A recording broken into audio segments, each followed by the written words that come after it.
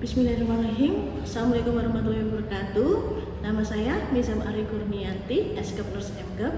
Saya adalah dosen di Prodi Pendidikan Nurse di Stikes Widya Dharma Pusat Malang. Kebetulan saat ini saya mengampu mata kuliah keperawatan gerontik, di mana mata kuliah ini adalah mata kuliah wajib yang harus ditempuh oleh mahasiswa keperawatan di semester 7. Besaran SKS di mata kuliah ini ada 4 SKS yang terdiri dari 3 SKS teori dan 1 SKS praktikum. Untuk capaian pembelajaran dari mata kuliah keperawatan gerontik ini adalah mahasiswa harus mampu menjelaskan terkait mengenai konsep dasar dari keperawatan gerontik. Yang kedua, mahasiswa harus mampu mendemonstrasikan strategi komunikasi terapeutik pada lansia. Yang ketiga, mahasiswa mampu untuk menganalisis masalah-masalah kesehatan yang terjadi pada lansia akibat dari perubahan fisiologis maupun patologis. Kemudian yang keempat, mahasiswa mampu merumuskan dan menyusun asuhan keperawatan pada lansia, baik itu di tatanan individu, tatanan keluarga, komunitas, sampai dengan panti. Bahan kajian yang disampaikan di keperawatan gerontik di sini ada konsep dasar keperawatan gerontik, ada teori keperawatan, ada strategi komunikasi terapeutik pada lansia, ada perubahan fisiologis, perubahan patologis pada lansia, pengkajian khusus pada lansia maupun proses keperawatan dan asuhan keperawatan pada lansia di tingkat individu, keluarga, komunitas, dan juga panti. Perkuliahannya dilakukan secara luring di kelas, di mana di sana untuk pengumpulan tugasnya oleh mahasiswa dilakukan melalui e-learning yang ada di Stikes Widya Dharma Pusada, yaitu adalah melalui Moodle. Metode yang kita gunakan untuk di keperawatan gerontik di sini ada metode ceramah, tanya jawab, analisis jurnal maupun seminar kasus. Untuk evaluasinya dibagi menjadi 2. Ada formatif, ada sumatif. Kalau untuk formatif, penilaian ini dilakukan untuk tujuan perbaikan proses pembelajaran. Bisa dilakukan di awal, di tengah, atau sepanjang pembelajaran. Sedangkan untuk yang formatif, penilaian dilakukan untuk menilai ketercapaian proses kompetensi mahasiswa atau capaian pembelajaran mahasiswa di sini. Untuk tugas, proporsi nilainya adalah 10%. Laporan praktikum 15%. Sedangkan untuk yang tes sumatif, untuk kuis, proporsi nilainya adalah 20%, seminar kelompok 15%, evaluasi tengah semester adalah 20%, dan evaluasi akhir semester 20%. Berikut adalah cuplikan dari video pembelajaran untuk subbahasan strategi komunikasi terapeutik pada lansia yang akan dilakukan di kelas. Silahkan disimak. Baik, kita mulai ya adik-adik. Bismillahirrahmanirrahim. Assalamualaikum warahmatullahi wabarakatuh. Waalaikumsalam warahmatullahi wabarakatuh. Oke, senang bisa bertemu dengan adik-adik semuanya di sini ya. Baik, untuk kali ini kita akan bertemu dan juga membahas terkait mengenai materi strategi komunikasi terapeutik pada lansia. Nah, di pertemuan sebelumnya ya, itu sudah ada nih pendahuluan terkait mengenai apa itu komunikasi terapeutik. Coba, mungkin ada satu orang yang bisa membantu. Apa itu komunikasi terapeutik? Tunjuk tangan. Oke, ada? Ya, silakan. Komunikasi terapeutik adalah komunikasi antara perawat dengan pasien yang terencana dan kegiatannya fokus untuk menyelesaikan masalah kesehatan pasien. Oke, good job. Ya. Jadi, komunikasi terapeutik di sini adik-adik itu adalah komunikasi yang direncanakan secara sadar dan juga bertujuan ya, serta kegiatannya itu difokuskan untuk menyelesaikan masalah pasien di sini. Oke, good. Ada yang bisa membantu saya lagi? Apa itu manfaat dari komunikasi terapeutik?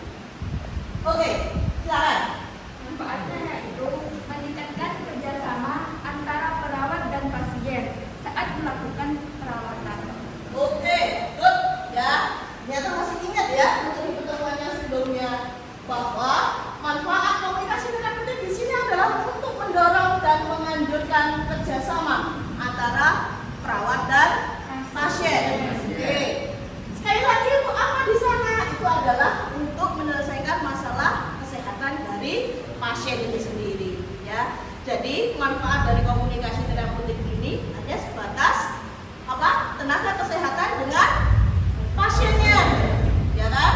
Nah, di luar itu sudah bukan lagi hubungan atau komunikasi terapeutik. Oke, good. Sekarang saya coba untuk menambahkan lagi terkait mengenai komunikasi terapeutik pada lansia ya. Gimana untuk tujuannya di sini? Adanya saling percaya antara perawat dengan kliennya, terutama di sini adalah lansia, ya. Sehingga terguna hubungannya, saling percayanya, sehingga akan memudahkan dalam proses perawatannya.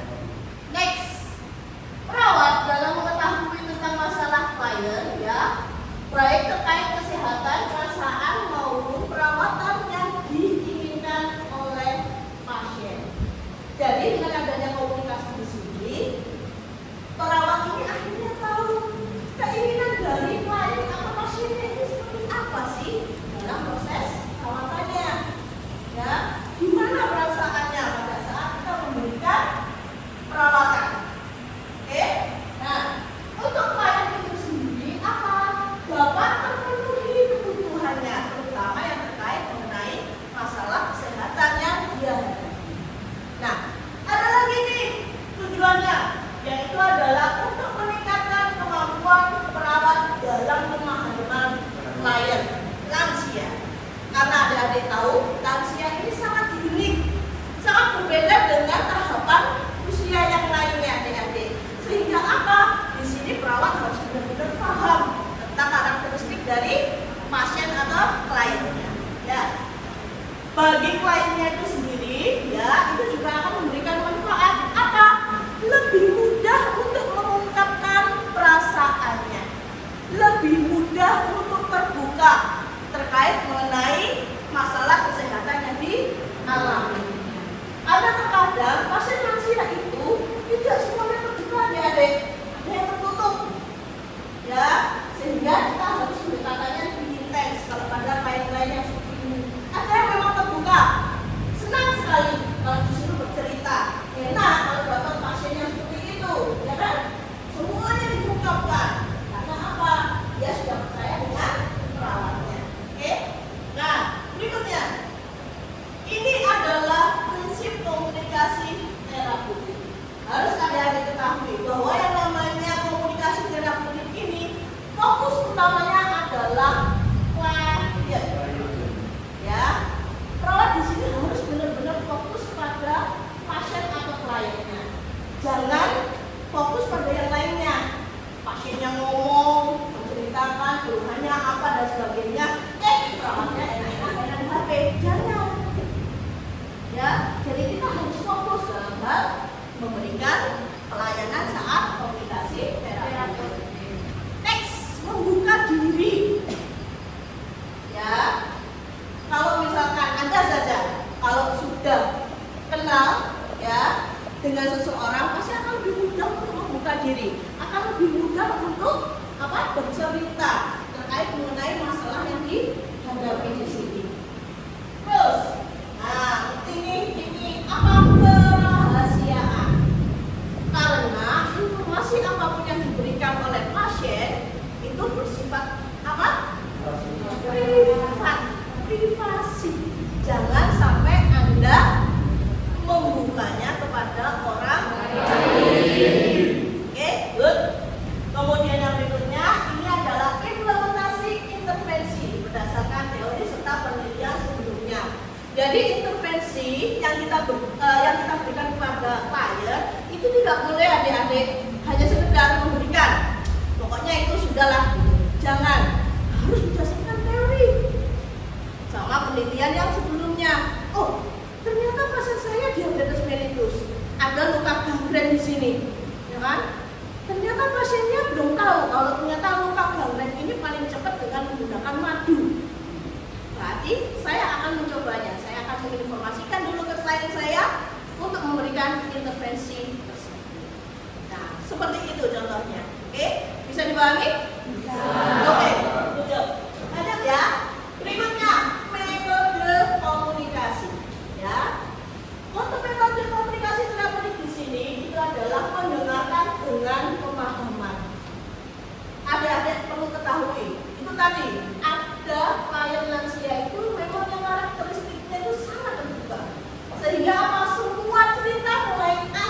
Z itu diceritakan.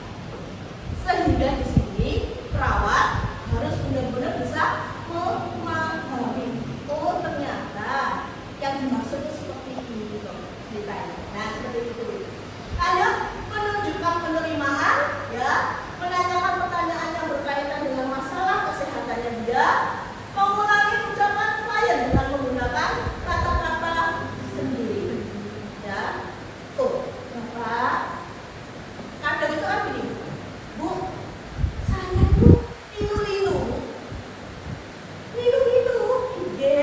Nah ini Bapak, apakah yang dimaksud ini adalah nyeri di bagian persendian atau nyeri di bagian kepala? Itu harus adik-adik identifikasi, harus adik-adik jelaskan, ya.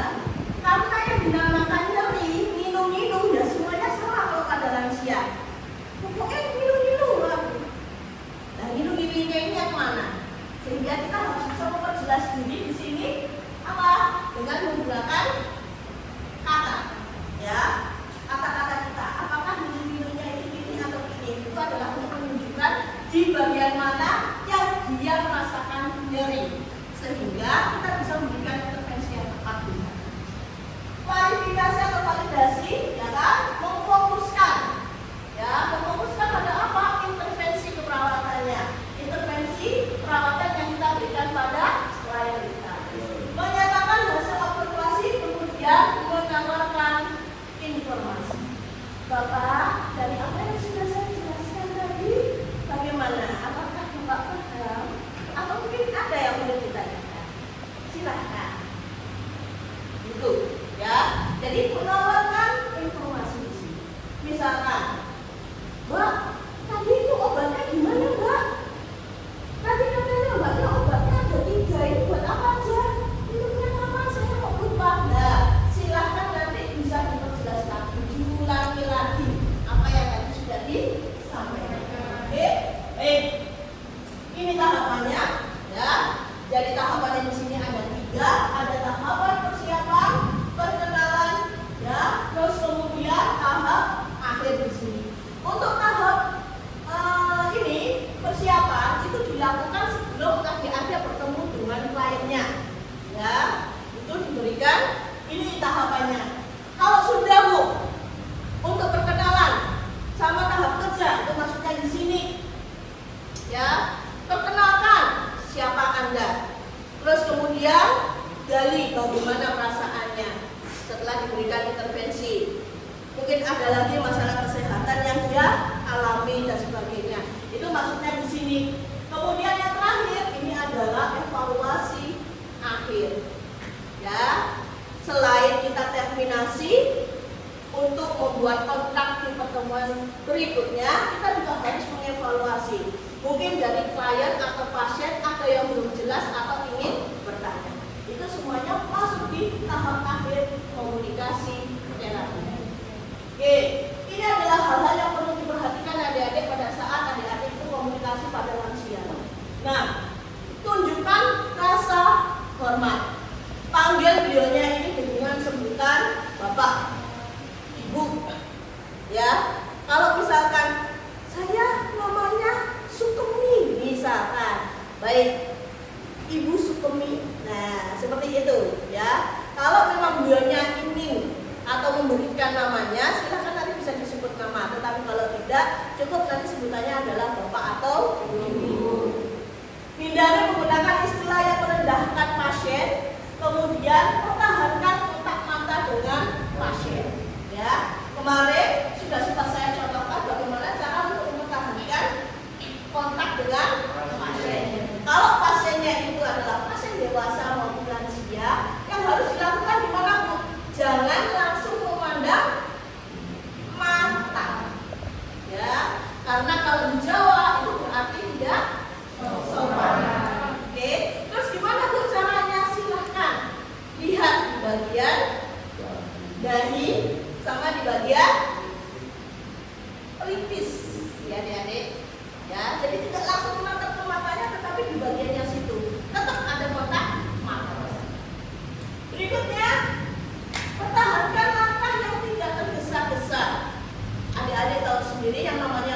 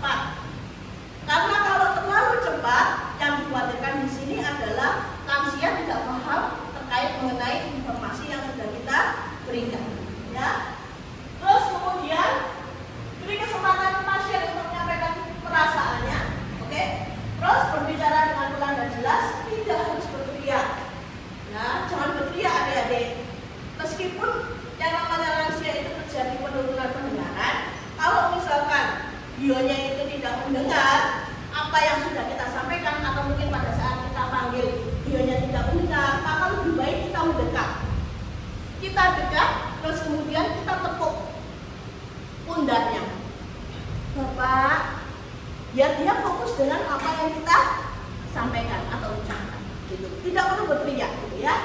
Oke, hindari kata-kata medis, ya, karena tidak semua lansia itu paham dengan kalimat medis atau kata-kata medis, ya. Terus yang terakhir, menyederhanakan atau menuliskan instruksi. Ada banyak hal lain yang perlu diperhatikan, ya. Tapi di sini saya yakin adik-adik sudah paham pada saat nanti kita latihan untuk berinteraksi dengan lansia di sini. Nah, sebelum nanti adik-adik berinteraksi dengan lansia, ayo sekarang kita coba untuk melakukan demonstrasi. Oke, sebelum kita melakukan demonstrasi, mungkin ada pertanyaan terkait mengenai materi yang sudah disampaikan. Monggo silakan. Oke, silakan. Kendala apa saja yang sering dialami oleh perawat saat berkomunikasi dengan lansia? Oke, siap. Terima kasih untuk pertanyaannya. Ya, kendala yang sering dihadapi pada saat kita komunikasi dengan lansia. Salah satunya adik-adik itu tadi, penurunan pendengaran. Ya. Terus kemudian penurunan fungsi kognitif. Nah, kalau penurunan pendengaran, pasti lansia tersebut akan sangat kesulitan pada saat kita menjelaskan informasinya. Sehingga kita harus terus-menerus mengulang adik-adik. Biar yang namanya lansia ini paham dengan apa yang sudah kita sampaikan. Terus kemudian kognitif juga sama, ya. Yang namanya lansia adik-adik itu juga ya bisa dibilang kurang dalam hal pemahamannya. Jadi itu tadi gunakan bahasa yang memang benar-benar jelas, mudah untuk dipahami, sehingga itu akan memudahkan perawat kita, ya kan, dalam memberikan informasi terkait mengenai perawatan yang akan diberikan. Itu ya deh, jelas ya. Oke, mungkin ada yang lain coba. Oke, siap. Apa yang harus dilakukan perawat apabila pasien sering lupa dengan penjelasan yang sudah kita jelaskan saat berkomunikasi terapeutik? Oke, baik. Yang namanya lansia itu juga sering ada masalah pada saat kita melakukan komunikasi. Apa? Sering lupa, ya kan? Bahkan kalau kita pun kadang juga sering dilupakan. Nah, kira-kira ada yang baru atau mungkin ada yang bisa membantu? Apa yang harus kita lakukan apabila lansia ini sering lupa dengan apa yang sudah kita sampaikan? Oke, siap, silakan. Membantu mengingatkan dan menjelaskan kembali apa yang sudah kita sampaikan pada pertemuan sebelumnya. Oke, good job, ya. Jadi kita harus rajin untuk apa? Membantu lansia mengingatkan atau recall informasi yang sudah kita jelaskan tadi. Oke, good job teman-teman, ya. Ada lagi? Sudah? Cukup ya? Oke, sekarang kita akan melakukan demonstrasi bagaimana cara untuk melakukan komunikasi dengan lansia. Saya minta ada satu mahasiswa di sini yang bersedia maju ke depan. Nanti saya akan mempraktekkan bagaimana cara untuk melakukan komunikasi terapeutik. Tugas adik-adik nanti silahkan diamati. Tugasnya untuk yang di minggu depan, tolong nanti adik-adik bisa membuat video komunikasi terapeutik. Nanti yang jadi pasangannya itu nanti akan jadi lansia, yang satunya nanti akan menjadi perawat. Oke? Baik. Ayo kita latihan. Siapa yang mau menjadi pasien atau yang menjadi lansia? Atau saya tunjuk? Oke, Mas, silahkan tetap di depan untuk bisa membantu saya ya. Oke, mungkin bisa untuk yang mejanya. Kursinya.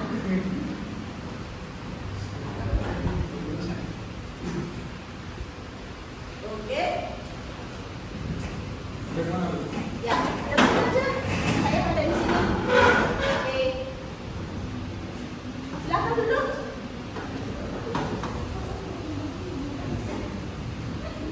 Ada berapa tadi tahapannya untuk komunikasi terapeutik?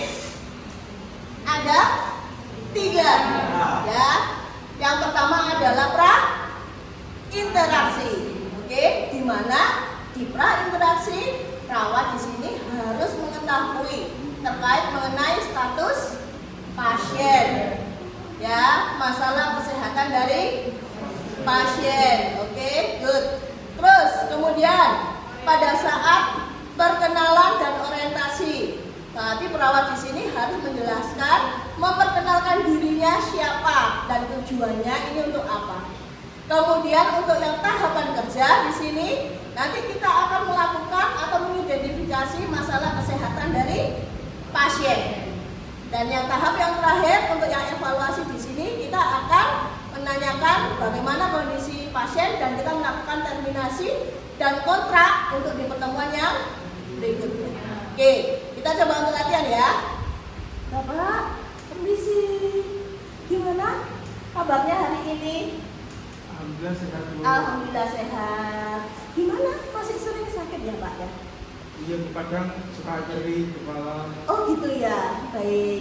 Perkenalkan ya Bapak, nama saya Nizam Ari. Kebetulan saya ditugaskan menjadi perawat di sini sampai nanti jam 2. Jadi nanti kalau misalkan Bapak perlu ada apa-apa, nanti silahkan pencet bel ya, nanti saya akan langsung ke sini. Iya, Bu. Oke. Bapak, nanti kita akan sedikit ngobrol-ngobrol di sini, lebih kurang sekitar 5 sampai 10 menit. Ini saya ingin menanyakan terkait mengenai obatnya. Bapak kemarin kan sudah diberikan obat nih. Nah, nanti saya akan coba untuk menanyakan terkait itu biar Bapak ingat ya, tidak lupa. Oke? Iya, Bu. Oke. Gimana tadi perasaannya? Sudah bisa tidur? Masih agak sulit, Bu. Masih agak sulit. Baik. Masih nyeri banget loh kepalanya. Atau mungkin ada hal yang lain mungkin? Ya, kadang-kadang nyeri gitu, Bu. Masih nyeri ya? Oke, baik. Jadi Bapak, sebenarnya obat kemarin yang sudah diberikan sudah diminum Bapak? Sudah, Bu. Sudah ya? Ada berapa ada Pak obatnya yang kemarin? Ada 3. Ada 3, baik, pinter Bapak. Itu untuk obatnya diminum pada saat habis makan. habis makan, pinter sekali Bapak. Jadi obatnya ada 3. Yang satu itu adalah untuk anti nyerinya.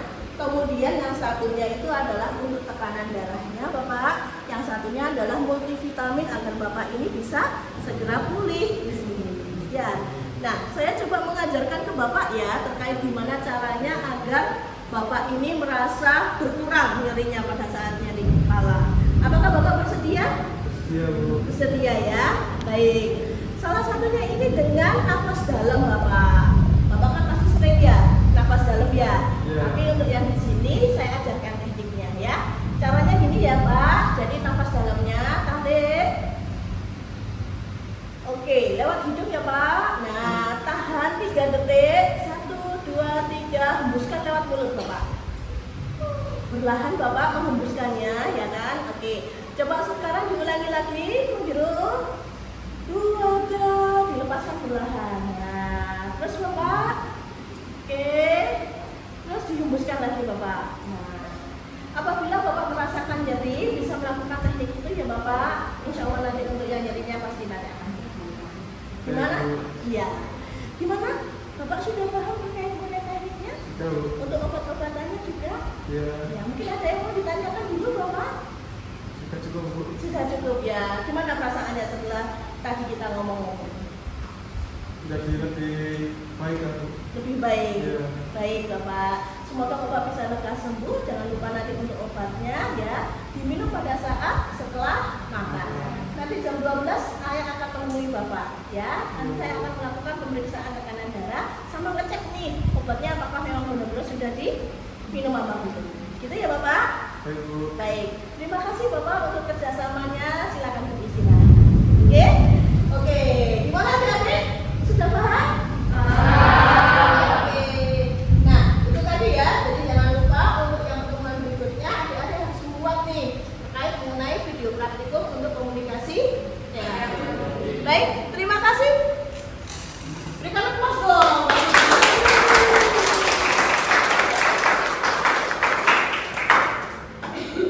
Ya.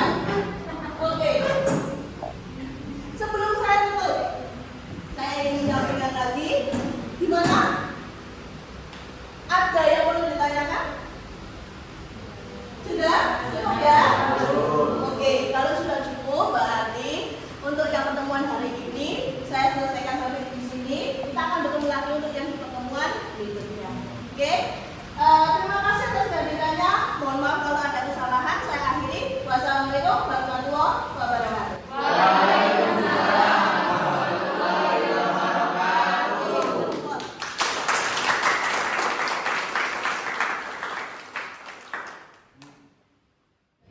Demikian cuplikan video proses pembelajaran pada saat saya mengajar mata kuliah keperawatan gerontik di kelas. Semoga bermanfaat. Mohon maaf kalau ada kesalahan. Saya akhiri. Saya Misam Ari Kurnianti. Wassalamualaikum warahmatullahi wabarakatuh.